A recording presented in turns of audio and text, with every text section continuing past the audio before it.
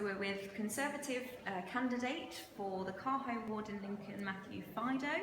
There are 33 seats up for grabs in the City of Lincoln Council election. 28 of those are Labour. How optimistic are you that the Conservatives will expand their presence at the City Council?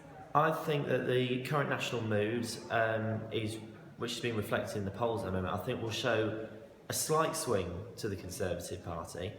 But looking at it from an academic point of view as well, I think that the Liberals are going to make a little bit of a revival. I think the Greens are going to make some gains as well. I think the UKIP are going to make some gains. I think it's all up for grabs really, so it's going to be almost as interesting as last year, if not more so. Why do you think Lincoln has been predominantly red in colour up to this point, and what difference would a larger percentage of the Conservative councillors mean for the local community?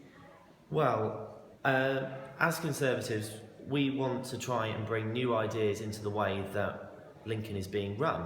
We want to see the efficient running of public services. We want to do more to work with the police to tackle antisocial behaviour in a lot of the areas. We want to work closely with the county council to improve our roads and infrastructure in the area. So I think it would be better to have more Conservative councillors within the council after the election. And I'll be honest with you, looking at some of the tallies that I'm seeing so far, I wouldn't bet against a UKIP getting in. And I think the Greens are going to make maybe even one or two seats as well, because it's looking very, very tight across the wards. And I think with more parties there would be better representation for all people, because right now, with the council being so predominantly Labour and with previously only 6 Conservative councillors, when there is that much of a monopoly on anything, then it only leads to what I feel would be the deterioration of quality, shall we say. An example being the Scottish Premier League with Celtic monopolising it. So I think with a strong Conservative opposition to hold Labour to account, I think would mean for a better run council for everyone. Okay, and obviously you're a candidate standing yourself. Oh yeah. Tell me why you think you're the man for the job. Well, I grew up in a small village, Coningsby, not far from Lincoln. I come from an RAF family, and I used to be a little bit of a troublesome teenager, and I completely understand what it's like. You know, growing up in a small village, you're a bit naughty, you get on the wrong side of things, but then having a strong sense of community around you to help push you in the right direction. And for me, what conservatism really means is equality of opportunity. So one of the things I would love to do is try and provide more opportunity for young people and to try and help them, make them feel part of society.